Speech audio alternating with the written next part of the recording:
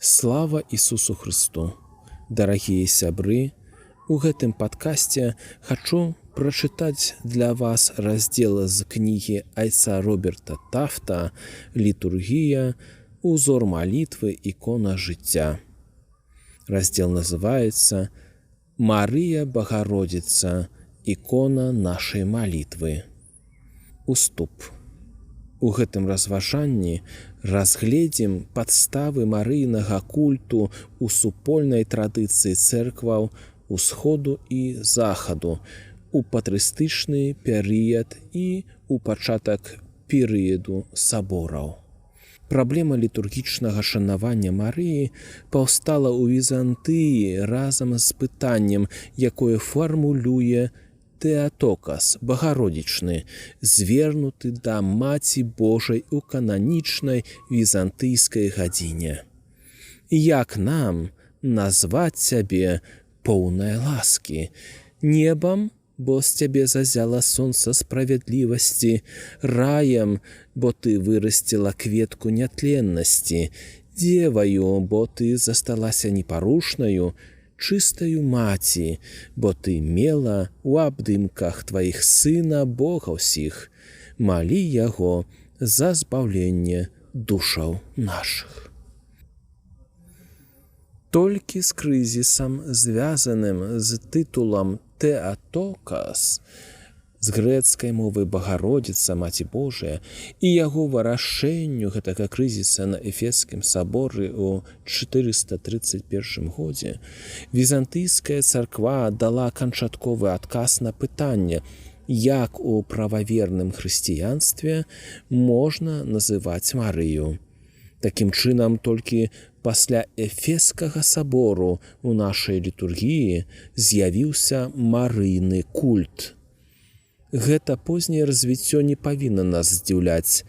Ранняя хрысціянская літургія была непахісна і выключна сканцэнтравана на пасхальнай таямніцы Хрыста, якая была сакраменталізавана ў хросце і еўхарыстыі, якую святкавалі кожную нядзелю і штогод падчас Вялікадня.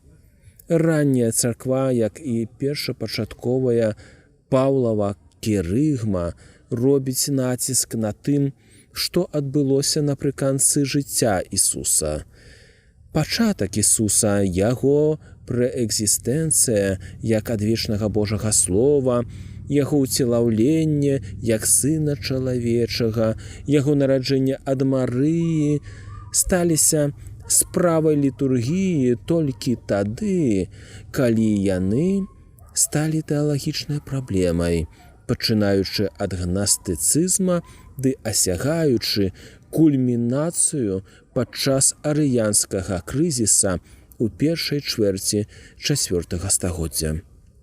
Да таго ж часу хрысціяне не святкавалі нават свята Божага нараджэння. Гэтыя хрысталагічныя дыспуты таксама ўключалі ў сябе познее антычнае навучанне царквы ды культ Марыі, бо калі б Ісус не быў існым спрадвеку Словам Божым, тады, вядома, Марыя не была б Тэатокос, Маці Божай, але толькі маці чалавека Ісуса. Іншым пабочным прадуктам гэтага зацятага хрысталагічнага крызісу ў Візантыі было ўвядзенне першых марыйных свят, такіх як сустрэчы Срэцення 2 лютага, дабравешчання 25 сакавіка, успення 15 жніўня і нараджэння Найсвятой Багародзіцы 8 верасня. Гэтае развіццё было цесна звязанае з развіццём прысвечанага ўцелаўленню цыкла нараджэння богаз'яўлення. Усё гэта мае першаснае значэнне для зразумення тэалагічнага сэнсу успамінаў Марыі у літургіі. Марыя шануецца не адасоблена з-за яе асаблівай асабістай святасці і цноты, але з-за яе ролі у гісторыі збаўлення, у асаблівай і непарушнай лучнасці са справай Айса праз яго і яе сына. Кожны раз, калі толькі каталіцкая марыйная пабожнасць страчвала з вачэй гэтую перспектыву, яна апыналася ў клопатах. Адсюль нашай першай і самай важнай высновай адносна літургічнага шанавання Марыі ёсць тое, што ўсе марыйныя дагматы ёсць дагматамі хрысталагічнымі. Літургічнае шанаванне Марыі не адбываецца з рацыі яе асобы, як нейкага роду жаночай багіні, пастаўленай побач з Хрыстом.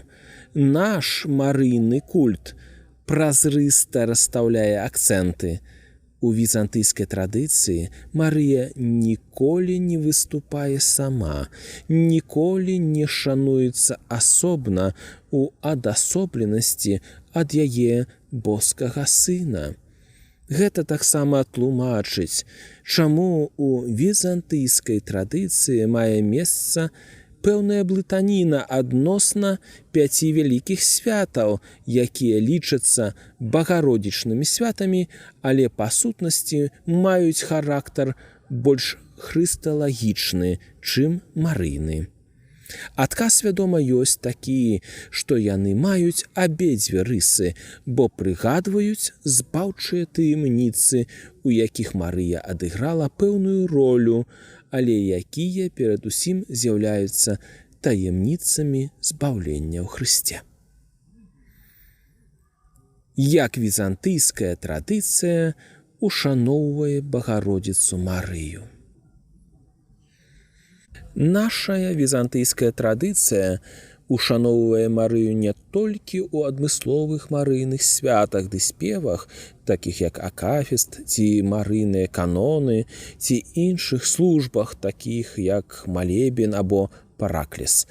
Уся візантыйская традыцыя прасякнута спасылкамі на Марыю, так што можна з упэўненасцю сказаць разам з вялікім ірландскім паэтам-езуітам Джэрардам Мэнлі Хопкінсам, што Марыя ёсць паўсюль, як ён піша у сваім глыбока тэалагічным вершы, які мае назву «Найсвятая Дзева, як паветра, якім мы дыхаем».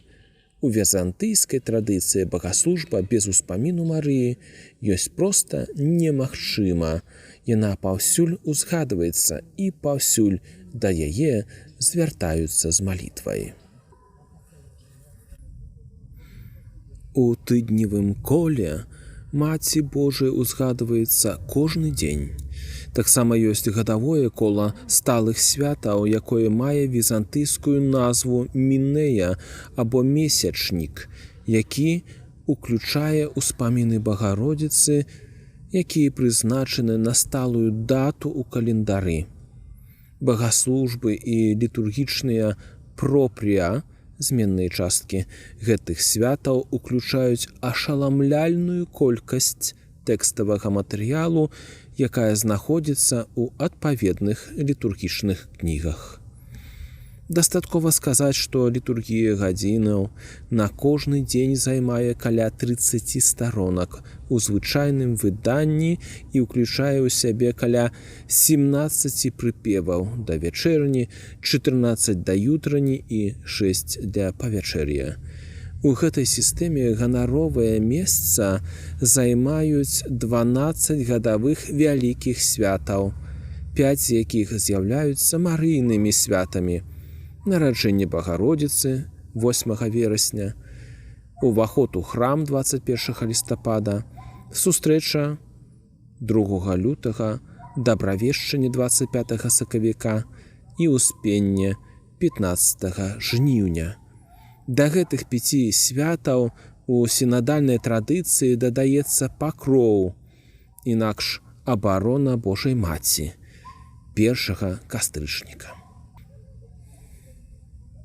Візантыйскі сінтэз. Тэалогія любога дня або літургічнага свята ў візантыйскай традыцыі выяўляецца ў асноўным у вельмі яскравай літургічнай паэзіі літургіі гадзінаў. І гэта асабліва датычыцца візантыйскай марыялогіі. Гэта паэзія хутка заваявала сабе месца ў літургіі, аж урэшце стала характэрнай рысай візантыйскай літургіі гадзін. Літургічная паэзія адзначаецца багаццем мовы і вобразаў, што рэзка кантрастуе са стрыманасцю лацінскай літургіі. Шматлікія параўнанні і метафары, частае выкарыстанне алегорыі, старазапаветная тыпалогія, інтрыгуючыя парадоксы і гіпербалы – усё гэта знойдзем там у дастатку. Але калі казаць пра Марыю, то паўсюль мы выразна заўважаем адну падставовую тэму. Гэта яе істотнае месца ў гісторыі збаўлення. Мы ушаноўваем Марыю не таму, што яна наша італьянская мама, або што яна з'яўляецца ўзорам жаночай сціпласці і цноты, і не таму, што Ісус ёсць боскі і недасягальна далёкі, а мы маем патрэбу ў больш велікадушнай асобе на яго месца. Але таму, што яна прынесла ў свет збаўленне, пагаджаючыся быць Божым інструментам у справе уцелаўлення яго боскага сына. Тыпалогія Хрыста у дачыненні да Марыі ў апокрыфах.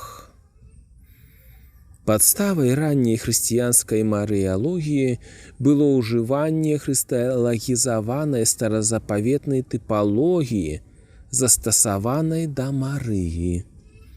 Новы запавет прадстаўляе гісторыю Ісуса, гісторыю яго ўваходу ў грэшнае чалавецтва і вяртанне яго айцу праз прыняццё крыжа, як гісторыю кожнага чалавека, як архетып нашага досведу вяртання да Бога праз жыццё добраахвотнага памірання, паводле ўзору, які паказаў нам Христос.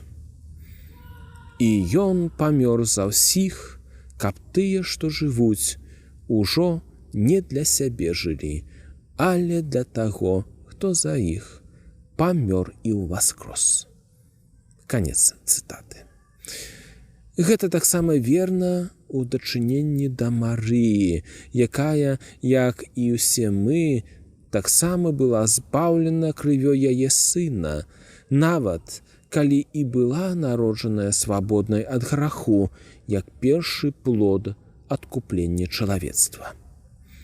Так аўтары старажытнай царквы ўжываюць новазапаветную тыпалогію жыцця ў Хрысце да Марыі, як да свайго роду чалавечай самарэалізацыі ў ім. Калі Ісус ёсць новым Адамам, то Марыя з'яўляецца новай Эвай. Ісус быў народжаны свабодным ад граху, гэтак жа і Марыя. Ісус быў прадстаўлены ў храме, гэтак жа і Марыя. Ісус узнёсся на неба, і Марыя была ўзята ў нябесную славу, гэтым самым апярэджваючы эсхаталагічнае збаўленне, якое будзе нашым удзелам напрыканцы дзён. Асноўнымі старажытнымі працамі, у якіх упершыню з'яўляецца гэтая марыйная гісторыя збаўлення, ёсць апакрыфічнае протаевангеліе Якуба з канца другога стагоддзя, шматлікія апісанні Трансітус Маріі з 5 стагоддзя, якія распавядаюць аб унебаўзяцці Успенні. Марыя ў візантыйскіх літургічных тэкстах. каб пабачыць тое, што падкрэслівае наша традыцыя ў Марыі, як прыкладзе, на які нам трэба арыентавацца, мы павінны даць слова самім літургічным тэкстам. Пабачым тады адразу, што асноўнай тэмай марыйнай тэалогіі ў іх ёсць уцелаўленне. Марыя ёсць храмам, ківотам, маці і ўзорам царквы. Яна ёсць падсвечнікам святла свету, прывілеяванай хадайніцай, але толькі таму, што яна Багародзіца, тая, хто дала свету Бога. Прыклады вершаў прыпеваў з велізарнага збору матэрыяла з візантыйскіх літургічных кніг могуць служыць ілюстрацыяй, як візантыйская літургічная тэалогія прадстаўляе Марыю. Успенне 15 жніўня. Прыйдзіце, будзем разам спраўляць урачыста свята і быццам кветкамі ў прыгожым песнямі царкву у дзень супачынку Божыя скарбніцы. Сёння неба адчыняецца і прымае маці незмяшчальнага, і зямля, апранутая ў веліч і блаславенне, аддае крыніцу жыцця. Хоры анёлаў і апосталаў вітаюць яе песнямі і з трапятаннем узіраюцца на тую, што ідзе ад жыцця да жыцця, якое яна нарадзіла. Дык паклонімся ўсе ёй, молячы яе. Не забудзь, уладарка, адданых табе людзей, якія з верою святкуюць пачэснае ўспенне тваё. Нябеснае жыллё Божие дастойна прыняла цябе духоўнае неба, усесвятая Дзева. Цяпер ты, беззаганная нявеста, стаіш у прысутнасці ўладара і Бога. Апосталы ведалі цябе, беззаганная Дзева, як смяротную, што надпрыродна сталася Маці Божаю. Дзеля гэтага яны з пашаною набліжаліся да цябе і ўзіраліся на авеяны славою ківот, што змяшчаў Бога. Быццам на хмары апосталы паспяшылі з усіх канцоў зямлі на Сыён, каб паддаць апошнюю паслугу табе, Багародзіца, лёгкая хмара, з якой Бог усявышні, сонца праведнасці, зазяў тым, што былі ў цемры. Адухаўлёныя галасы апосталаў гучалі мацней за трубы, калі яны пяялі адыходную песню Божай Маці: «Радуйся, нятленная крыніца Божага, жыццядайнага і збавеннага уцелаўлення». Цябе выбраны посудзе, увесь прысвечаны Богу, увесь богапрыемны, Багародзіца, Дзева ўсяхвальная, мы ўсе у песнях славім.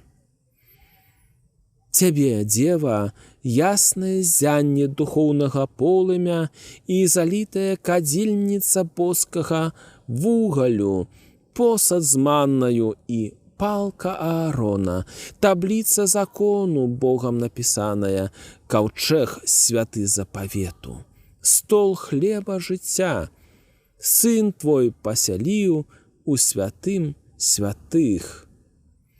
Аслані, Хрысце, розум мой абароннай сцяною, каб я мог славіць у песнях абаронную сцяну свету, чыстую маці тваю.